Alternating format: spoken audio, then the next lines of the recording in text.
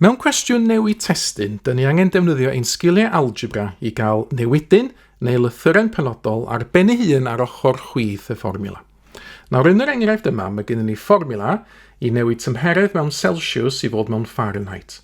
Os dwi eisiau gwneud c yn fan hyn yn destun y fformula, dwi angen cael c ar ben ei hun ar ochr chwith y fformula.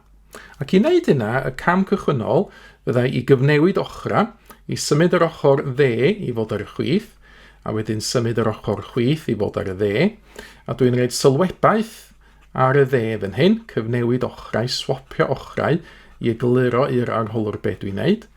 Wedyn, i gael cyr ben ei hun ar y chwith, mae gen i 9, 5 a 32 o'r ffordd.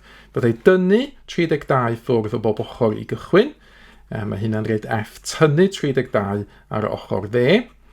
Wedyn, mi fedrai i gael gwared o'r 5 yn hyn, luosi bob ochr o'r fformula efo 5. Mae hynna'n gadael top y ffracsiwn ar y chwith, 9c, a wedyn dwi angen lluosi'r ochr dde i gyd efo 5. Wedyn, mae gen i 9c i gael gwared o'r 9, dwi angen rhannu efo 9. A wedyn, mi fyddai'n cael y testun c ar ochr chwith ben ei hun, a dwi angen sgwennu'r ochr dde i gyd allan, a wedyn rhannu'r cwbl-lot efo 9.